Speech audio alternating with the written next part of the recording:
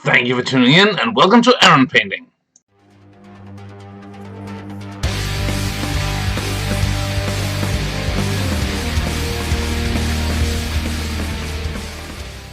In many of my videos now, I have referred to my dungeon crawling RPG or Errant quest.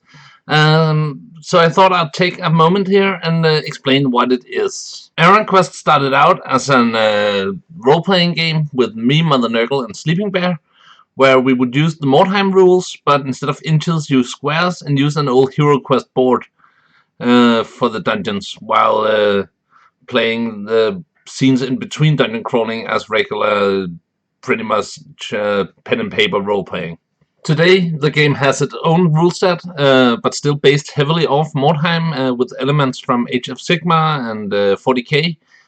And yeah, we still use squares, so there is some Hero Quest in there too. We've also had the entire Errant crew involved in this game by now, and also some people that you guys haven't met yet.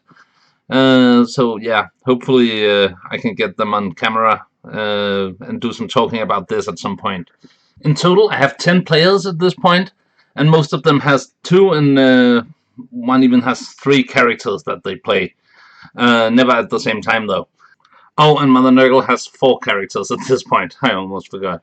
As you can probably tell from the character sheet, we use to hit and to wound, like in Age of Sigmar. No toughness versus strength thing. But at the same time, we have the 40k system with we have a regular save, an invulnerable save, and also feel no pain, which is granted by some special skills that the players can achieve. Mordheim players will probably recognize the experience bar. It's heavily inspired by that, just reaching way higher levels than you could in Mordheim. The rules themselves are all gathered on a Facebook page, where I made a ton of, or Facebook group I should say, which sadly is private, so yeah, I doubt the stuff would make much sense without explanation anyway, and much of it is in Danish, but the character generation is quite simple. You choose human, elf, dwarf, or halfling, and elf can be wood elf, or high elf, or imperial elf. And then they have some basic stats, and some races are definitely more powerful than others, but that is you penalize yourself by playing halfling pretty much. But we do have a player who has a quite powerful halfling character. Then as you can see here, there is a bunch of skill categories. There's also laws of magic and divine laws that some players can choose to have access to.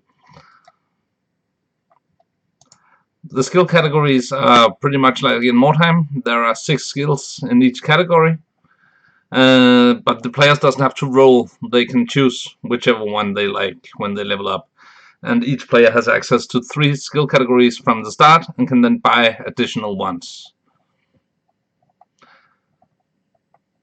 And I had a lot of fun coming up with all these skill categories. Like in Mordheim, there are also tons of different equipment and consumables that the players can use the hard-earned gold crowns for, but I won't get too much into that, actually.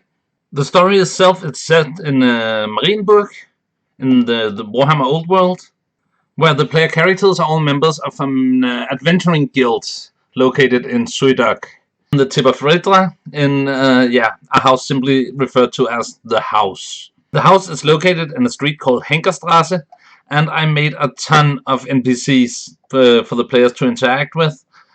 Some of them also teaches new skills or sells equipment, but a lot of them are simply characters to interact with the plot going forward, as there is an overarching plot. I used, as you can see, the Dunkeldorf miniatures and character sketches to represent most of my NPCs, and for monsters I have a vast collection of Citadel miniatures, and growing fast as I keep painting up more for the players to fight. So yeah, that was a short presentation of what I'm doing these days.